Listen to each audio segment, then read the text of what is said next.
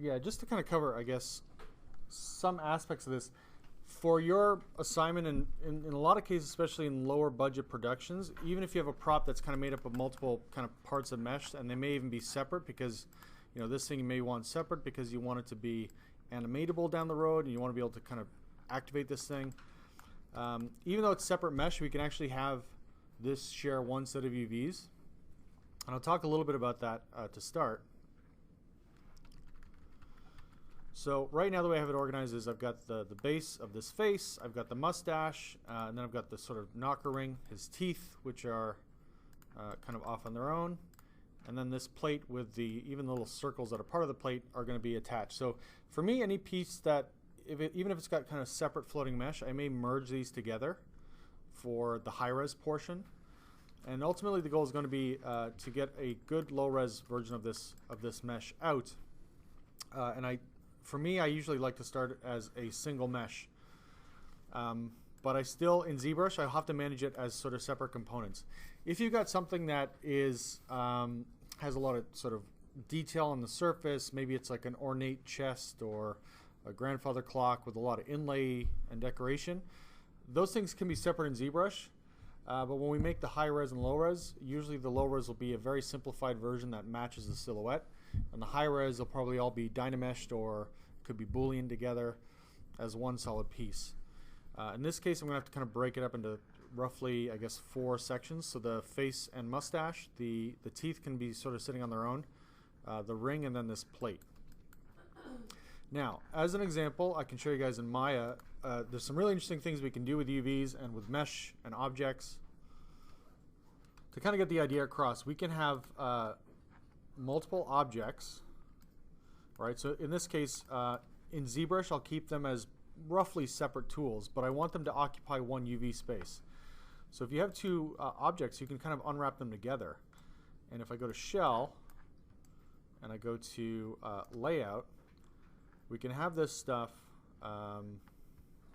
there, right? 2 separate objects occupying the same UV space. We can easily do that. So that's eventually what I'll do. My plan is to basically merge parts that I think should be merged together. So in this case, I'll take the mustache and the face together. So get out of solo or transparency mode. And what I may also do as well, so I'm going to just temporarily use the eyeball icon and just hide off the other parts for now. So what I'd like to do is get that mustache fixed, and I want it to lay flat against the mesh, mainly because I don't want any weird cavities underneath, so I want a nice clean silhouette. Because remember, this thing has to get to low res, and the more complex the silhouette, the more cavities and holes, and this would be called an undercut, where we have kind of a solid surface and then a sort of a cavity between 2 surfaces.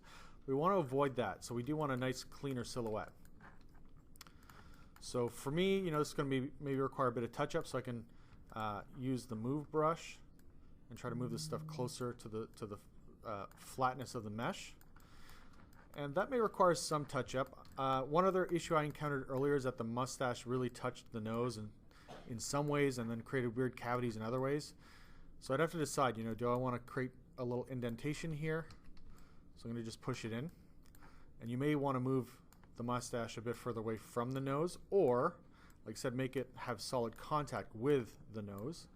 So right now I'm still dealing with separate subtools, right? So again, I want to be careful with cavities. So I'm going to just use my move tool to sort of push and pull stuff around.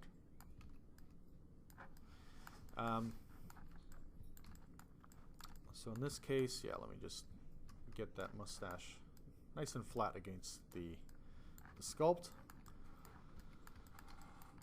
And what I sort of did with this, I'll show you guys a couple just stylistic sculpting techniques. So the first one would be this. I'm probably going to re-dynamesh this mustache if it isn't already. Right now it has divisions, so if I want to dynamesh, if you have divisions, it'll ask you when you hit dynamesh, do you want to freeze subdivisions? I want to say no, because I don't want to freeze and store the subdivisions. I just kind of want to dynamesh this thing.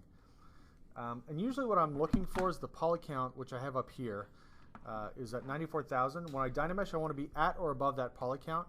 If I go below, I may risk losing some details. So I don't want to freeze. I'm going to say no. Right now it actually Dynameshed a bit lower res, so I'm going to undo and up the resolution and hit Dynamesh again. And again, say no. So freezing. Okay, I'm getting closer, so I'm going to just up the res a bit higher again and Dynamesh and say no. So yeah, now I'm at 400,000 points, so that might be a little bit overshooting, so I'm going to undo one more time and just kind of dial it back a little bit. Okay,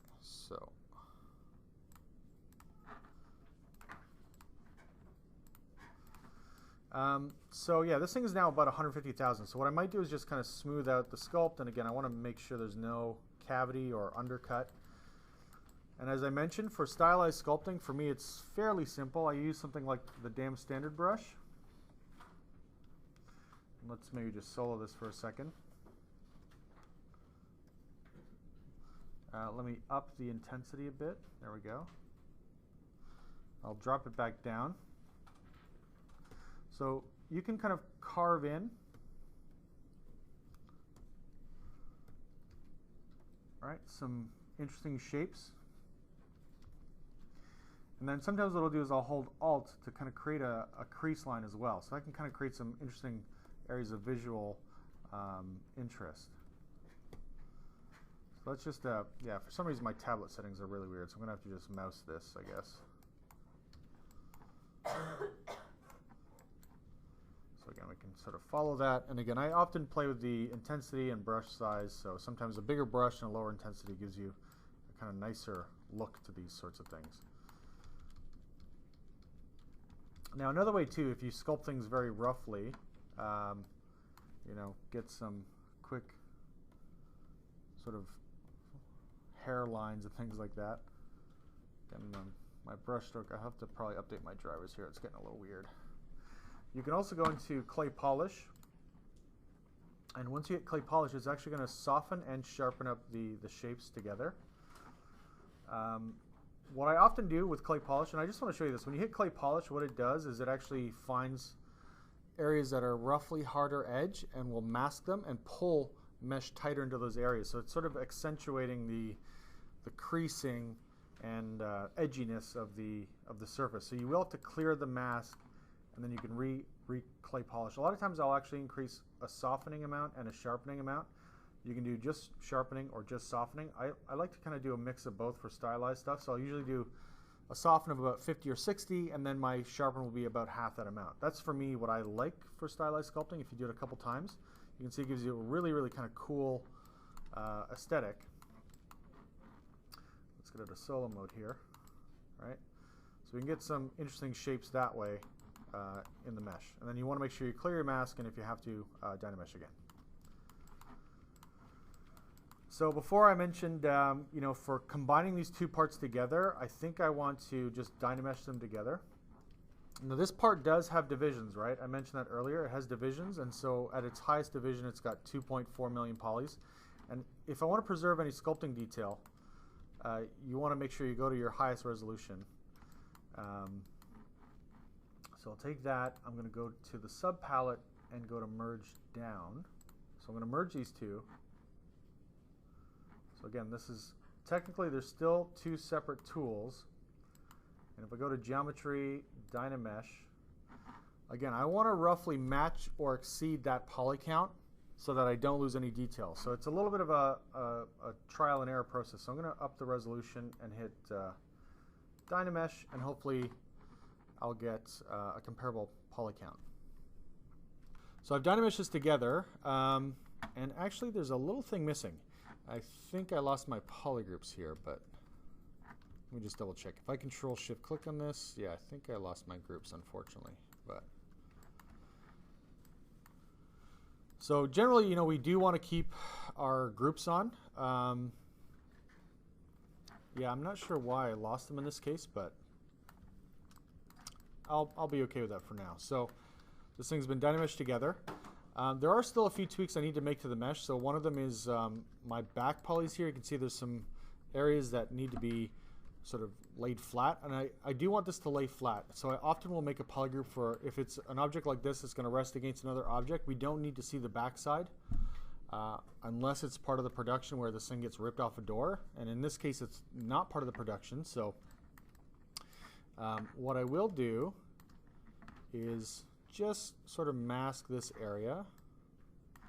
I do want to include those back pieces, and I can hit Control W. So that's going to give that a new polygroup.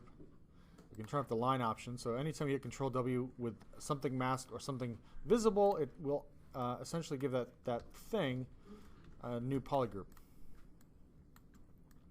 The other thing I want to do with that is while it's hidden, I'm going to hit W, which is the Move, Scale, Rotate tool, and I can hit, I'll turn off symmetry and hit Alt and click on the little, looks like a teardrop icon. It says go to Unmask Center, so it's going to go to the center of that mesh. I'm going to just scale it nice and flat from a side view. So I'm going to scale it nice and flat, and if I unhide everything, I get a nice flat back face. Now eventually the goal for me is when I remesh this thing, it's going to be deleted. It's going to be taken out of the whole process, so that mesh won't be part of the model. So if I'm happy with the sculpting, and roughly I am right now, what I'm going to do is then duplicate this model. So the idea is this, is that we keep any sculpting detail that we have in the Dynamesh version we can keep. I'm going to duplicate the model. So I'm going to work on the duplicate. I'm going to hit solo so I can isolate it. And under geometry, what I may do, just to speed up the Z remeshing process, I may do a temporary Dynamesh, very low. Control, click, and drag. I just want to kind of get this thing down to a lower poly count. So this thing it's telling me. Okay, so it's Dynameshed at lower. And you may start to wonder, well, why do we Dynamesh this thing down? Why are we, we're going to lose all this detail. Well, we're going to transfer it all back once we remesh. So I've dropped the poly count on this thing. I'm going to go to Z Remesher. And I should still have my groups. I'm going to turn on Keep Groups. By the way, I'm using the 2019 edition. So in 2018, you will not see Keep Creases or Detect Edges. This will not be part of the tool in 2018. And if you want to see the results, I can actually turn on the Legacy 2018 version just so you guys will see something comparable to what you have in the lab. And I can set the poly count to 4,000. So sometimes I'll just do it by half. So right now I'm at 450,000. If you go by half, it'll go to 200,000, then 100, then 50. So you can keep remeshing a remesh, but in this case I'm going to just jump right to about 5,000. So the max poly count I'm aiming for the total thing is going to be 5,000 polys. The reason I'm aiming for 5 is that Z Remesher, at least the 2018 version, doesn't handle, even actually without this option on, the 2018 and 2019 Z Remesher does still kind of break down in low poly count situations like 1,000 to 5,000 polys. It doesn't handle very well. So sometimes you have to build those objects by hand. But in this case, I'm going to just hit Z Remesh, Keep Groups, and set my poly count to 5,000. Like I said, the back polys here will be deleted, so that may free up to about 1,000 polys. So that's something you can keep in mind. And I do need that extra 1,000 polys in my polygon budget so that I can include the teeth, the ring that's part of this thing, and the knocker plate. And by the way, Z Remesher uses your brush settings. It's a little weird, I know, but right now this thing is asymmetrical, and it's because my brush was asymmetrical when I Z Remeshed. And for the most part, I do want it to be symmetrical, so I'm going to undo, make sure symmetry is on in my active brush, whether it's a dam standard or whatever, and then I'll Z Remesh again, and it should give me nice symmetrical results. A lot of times for production, even if you have a model that's more asymmetrical, it's ideal for speed purposes to have a symmetrical base to work from and then just use some moving tools after to make things asymmetrical. So now if I hide this back piece that takes out about 2,000 polys, so I'm going to delete hidden, which if you don't have my interfaces under modified topology, delete hidden. And I still need to get this lower. This is about 7,000, so I'm going to go to Z Remesher again, and I can maybe go in half and see how this will work. There, that's not too bad. That's about 4,000 polys. The shapes look good for the most part. And you can do this as well, by the way. So, if you feel like the Z Remesher needs help finding shapes, you can go into Z Remesh guides and say, you know what, I want to put a loop across here. I want to make sure there's a loop around for the eyes. So you can try to guide the software a little bit when it z-remeshes. For me though, I think I was happy with the results just clicking z-remesh and using polygroups. Wasn't terrible for the most part. So I'm down to around 4,000, and I may just flatten this out just to simplify it for the low poly, and I'll turn off half, keep it the same, and again z-remesh. So you can keep z-remeshing a z-remesh. Sometimes what I'll do as well is I will polygroup a lot of areas. So I may go in and say, you know what, maybe I need some help here. I'm going to polygroup this little kind of crown section that's there. Hit Control W. Oops, let me just mask some more so I don't miss anything. So Control W, and then hit z-remesh, and it's going to create a new border based on those edges. Okay.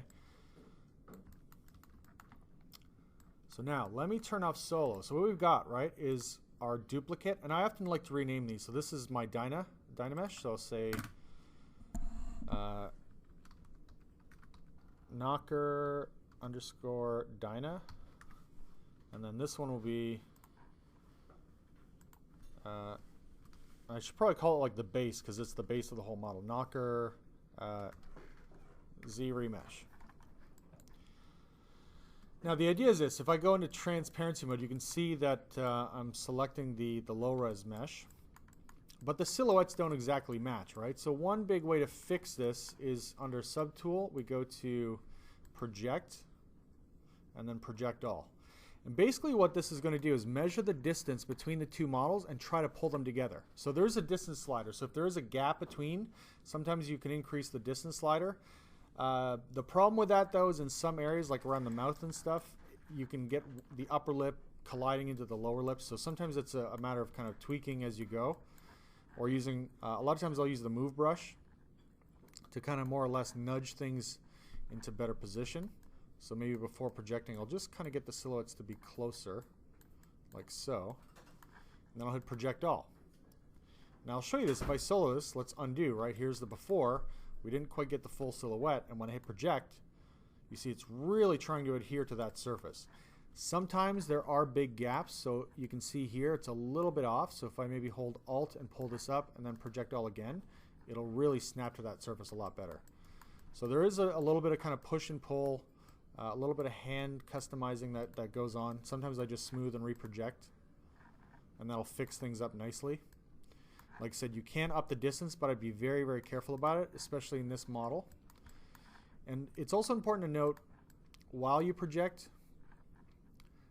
you want to make sure none of the other subtools are, even though I'm in solo, the true visibility is in here. So if I had the teeth on in projection, and I did, so let me just solo the low res again. If I hit Project All, it's going to project with the teeth as well. So it may pull out that face shape in a weird way. Okay? So just be aware of that. You want to make sure only the two tools that are visible are the kind of rougher Dynamesh edition and the cleaner Z-Remodel edition. So that's fine for the kind of base silhouette, right? But what I need to do is get this thing in higher res and to capture that information from the other model. So if I hit Control D or go into Geometry and Divide, I'll go back to Project All, and you see it's going to try to snapshot that surface. Now, again, sometimes there are areas that are not quite fitting.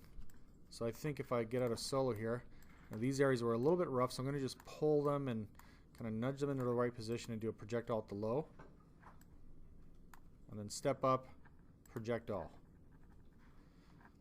So again, I want to solo it to make sure I don't have any weird kind of glitchy spots like there's some here.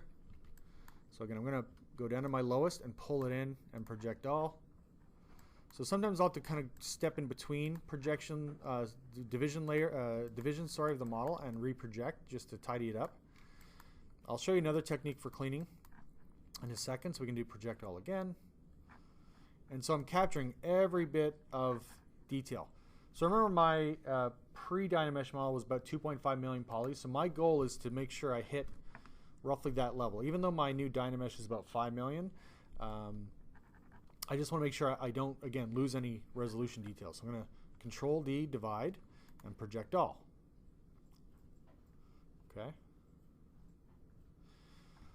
So what's also really great about this process is that, yeah, this is all fine.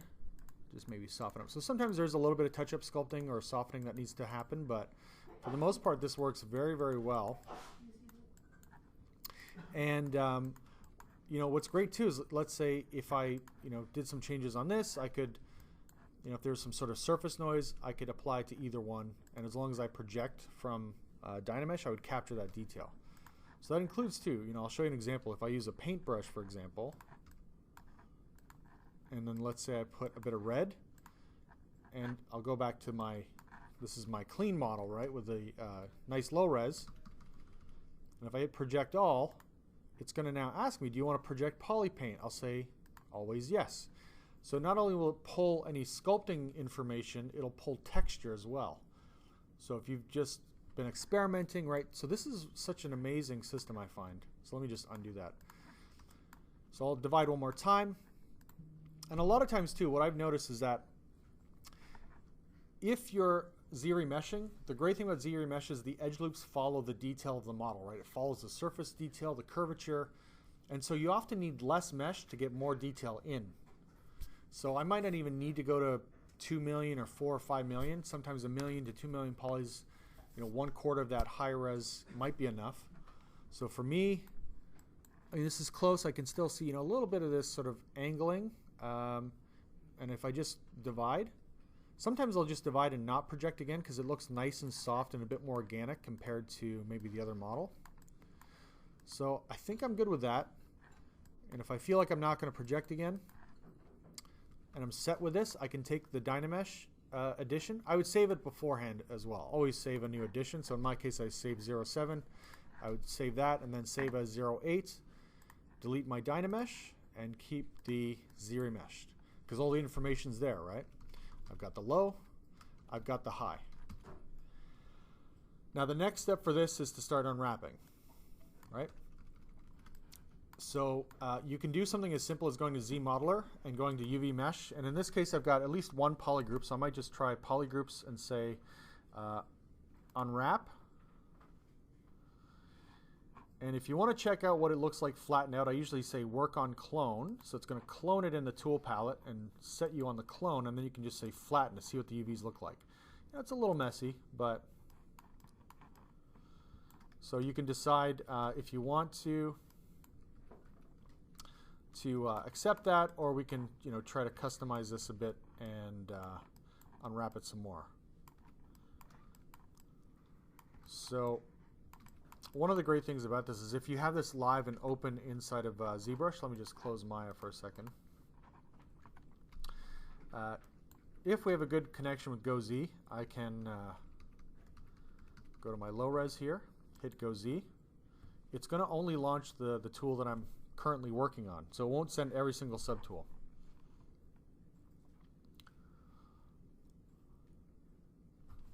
So here I am in Maya, and let me just go to the UV editor. So I should have the basis of that unwrap, and then, you know, what's great about this is that you can leverage all the different tools that you have at your disposal. So the best of kind of Maya, the best of ZBrush in a way. So I might just try to double click. Yeah, maybe I'll sort of split this off. By the way, we can work in symmetry as well. So I'll just go to my palette options and go to symmetry. This should be Object X. There we go. So I go to UV editor, go into cut. Then if we go to shell, I'm not sure what these weird little bits are here. I guess that's a strange little UV shell, but I'll take this stuff. I'm going to show you my preferred settings, by the way. So there's unfold, which will try to flatten these little shell pieces out. By default, you have a few options that are here. What I like to do is turn on fixed non-manifold geometry. So what the software is going to do is try to detect any weird glitchy mesh and fix it for you automatically. The other option is the pixel map size. So for that, I usually want to work in at least 4K or 2K typically. So I want to set the resolution to approximately the resolution that my texture map would be in. And then for space, what that means is that each UV shell will get its own little safe area around it. So I'm going to give it an area of 16 pixels. And this will come in handy a bit later, but I'll go to save settings because I prefer these settings. So I usually will go to save settings to make that a more permanent part of my Maya. And then I'll hit apply and close, and so it'll re-unwrap. Then if I shift right click and go to layout, I've got, again, my preferred setting. So layout will actually try to pack things into the square workspace. So again, I like to turn on fixed non-manifold geometry, set my packing resolution to 4K. This will keep your mesh proportionate, so no single piece will be too big or too small relative to the other. The only time I would turn this off is, let's say, when you have a full character in one UV or one unwrap. A lot of times you want the face to be roughly 50% maybe of the texture, or 25%. You can scale it up and then relay it out, but just turn off the ratio. So the face will still be proportionally bigger to the rest of the pieces, but in this case I'll just keep it on. Set 4K for my, again, my texture map size. And then I like to give things, again, this shell padding. I'm going to save these settings. So what that's going to do is say, okay, we've got a texture resolution of 4,000 pixels square, and we're going to give each shell a border of 16 pixels. And then I'll say layout UVs, and it should lay things out again.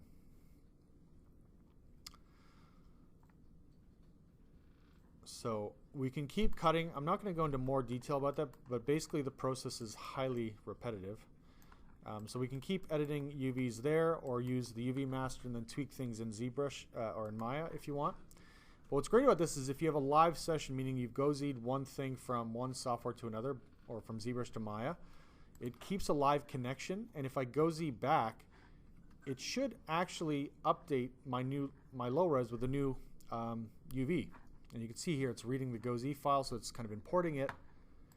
What's great about this is you can see that there are new UVs by going into polygroups and say, I want to auto group with UV. So it's going to show you via polygrouping, these are the new UVs. Now, the way it works in a lot of other software is that you have two separate meshes. That's your high res and your low res. ZBrush, like in many areas, is a bit of a different animal. What it does is it bases its UVs on your subdivisions. So this is your low res, and your high subdivision is your high res. So when you want to make a UV map, let me go down. You often have to be at your low res. And I'm going to go to, it's usually a couple steps. You have to go to UV map to set the actual texture map size. And we can go up to 8K in this instance if we want, but I'm going to set it to 4. If I had painting on the surface or texture, I could say create from polypaint, but I don't have that. In this case, we're not creating displacements. We're mainly focusing on normal maps, and these are the default options that I want on. And if I hit create normal map, it will, based on the UVs, compare the two surfaces, the high and the low, and extract the high detail to apply to the low. So what I'll do next is Go-Z this thing right back. So it's going to Go-Z the active tool. So it should be right there. And if we hit 6 on our keyboards, you'll see the normal map loaded into the model. Now again, my UVs aren't perfect, but for the sake of speed, I wanted to show you guys how this works. So if I go to attributes, I usually like to delete my history by hitting Alt-Shift-D. For display purposes, I like to set my model from Lambert to Blinn. So it's a little shiny and glossy. I usually make it dark gray and very, very, very shiny, very highlight intensive. And then in the bump map section, I'll explore the bump map. By default, ZBrush is using a TIFF format. I generally prefer TIFFs and Targas because they support very high bit depth images. I'll explain this in a minute. So right now it's set to sRGB and we want to set it to RAW. So once I set it to RAW, you'll see the display becomes correct on the surface. So this is ultimately the goal, right? When you guys do your short films, if you're working on low budget productions or in video games, a lot of props, a lot of aspects of the production will need to be optimized. And instead of showing 1 million polys or 5 million polys per door knocker, if we have a dozen of these in a shot, we can get away with probably 5,000 polys. Even if we smooth this thing with smooth preview, we get a nice smooth silhouette, right? Even at 62,000 polys, that's a hell of a lot better than 4 million polys per mesh.